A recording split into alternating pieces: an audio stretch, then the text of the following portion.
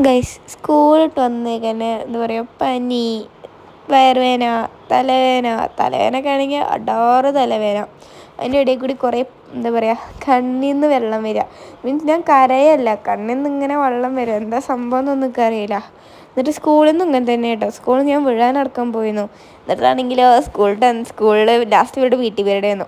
അപ്പോൾ അവിടെ നിന്ന് കുറേ മഴയും നനഞ്ഞു, സൈക്കിൾ ഓടിക്കുന്നേ. അപ്പം അങ്ങനെ മഴയും നനഞ്ഞു. അപ്പോൾ ഒക്കെപ്പാടായിട്ട് പനിയൊക്കെ കണ്ട് കൂടിക്കണു. എൻ്റെ മമ്മയുടെ അടുത്ത് നല്ല ചീത്തയൊക്കെയുണ്ട്. അത് ഞാൻ കുറച്ച് കേൾപ്പിച്ചു തരാം. എന്തെങ്കിലും ഉണ്ടാക്കി വെച്ചാൽ അപ്പോൾ ഫ്രിഡ്ജ് തുറന്ന് വല്ല ബ്രെഡ് ഉണ്ടെങ്കിൽ അതെടുക്കും. ഇതൊക്കെയാണ് അവളെ ഫുഡ്. ഉച്ചയ്ക്ക് ചോറ് കൊണ്ടുപോകില്ല. അപ്പോൾ വല്ല ബോയിലാണ്, മറ്റേ റാബിറ്റാണ്. ക്യാരറ്റ് പച്ചക്ക് ഉണ്ടെങ്കിൽ അത് അരിഞ്ഞു കൊണ്ടുപോകുക. പിന്നെ എന്താണ് ഫുഡ് മര്യാദ കഴിക്കാത്തതുകൊണ്ടാണ് ഇങ്ങനെ അസുഖം വരുന്നത്.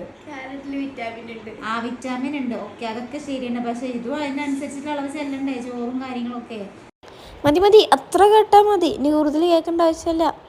ഇത് ശരിക്കും അമ്മ പറയണമെങ്കിൽ കുറച്ചൊക്കെ കാര്യമുണ്ട്. ഞാൻ ഫുഡ് കഴിക്കാൻ ഭയങ്കര പുറകിലുള്ള ഒരാളാണ്. എന്നെ കൊണ്ട് ഫുഡ് കഴിപ്പിക്കലാണ് എൻ്റെ അമ്മയ്ക്കുള്ള ഏറ്റവും വലിയ ടാസ്ക് എന്ന് പറയുന്നത്. എനിക്കെന്താ പറയുക, കുറച്ച് സ്പെസിഫിക് ആയിട്ടുള്ള ഐറ്റംസ് ഉള്ളൂ എനിക്കിഷ്ടം. എനിക്ക് ചോറ് എന്ന് പറയുന്ന സാധനം തീരെ ഇഷ്ടമല്ല. ബട്ട് നെയ്ച്ചോറ്, ബിരിയാണി, മന്തി അങ്ങനത്തെ സാധനമല്ലേ, അതൊക്കെ എനിക്കിഷ്ടമാണ്. ബട്ട് വെറും ചോറൊക്കെ തീരെ ഇഷ്ടമല്ല. എന്താ ഇങ്ങോട്ട് വയ്ക്കരുത്, ഇഷ്ടമല്ല സാധനം. പിന്നെ എന്നും ഇങ്ങനെ ഓരോന്ന് ഉണ്ടാക്കി തരല്ലേ മമ്മ കുറച്ച് പണിയുടെ കാര്യമാണ്. എൻ്റെ അമ്മ ഒരു വർക്കിംഗ് വുമൺ ആയതുകൊണ്ട് ഇന്നേക്കാളും മുന്നേ എൻ്റെ അമ്മ ഓടും. അതുകൊണ്ട് ഇങ്ങനെയൊന്നും ഉണ്ടാക്കി തരാൻ പറ്റൂല. ബട്ട് എന്നാലും എൻ്റെ അമ്മ ട്രൈ ചെയ്യും കേട്ടോ. കുറേ എനിക്ക് വേണ്ടതൊക്കെ ഉണ്ടാക്കി തരലുണ്ട്.